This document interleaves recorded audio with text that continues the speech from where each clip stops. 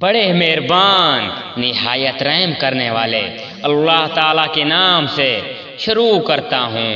کیا ان کی راہبری اس بات نے بھی نہیں کی کہ ہم نے ان سے پہلے بہت سی بستیاں ہلاک کر دی جن کے رہنے سہنے کی جگہ پہ چل پھر رہے ہیں؟ یقیناً اس میں عقل مندوں کے لیے بہت سی نشانیاں ہیں۔ اگر تیرے رب کی بات پہلے ہی سے مقرر شدہ اور وقت معین کردہ نہ ہوتا تو اسی وقت عذاب آ چمٹتا۔ پس ان کی باتوں پر صبر کر اور اپنے پروردگار کی تسبیح اور تعریف بیان کرتا رہے۔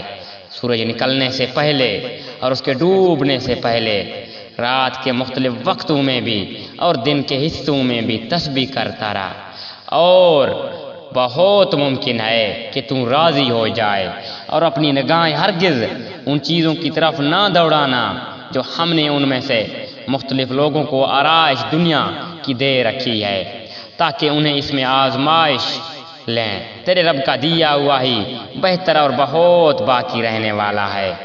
اپنے گھرانے کے لوگوں پر نماز کی تاکید رکھ اور خود بھی اس میں جمع رہے۔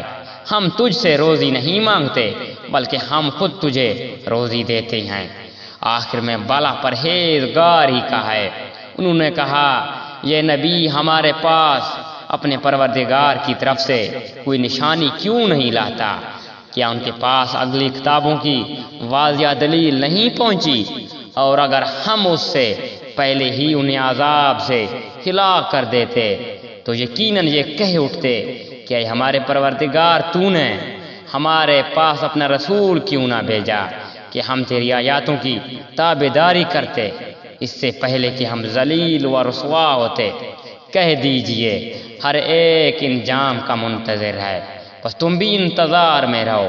ابھی قطع جان لوگے کہ راہ راست والے کون ہیں اور کون راہ یافتہ ہیں۔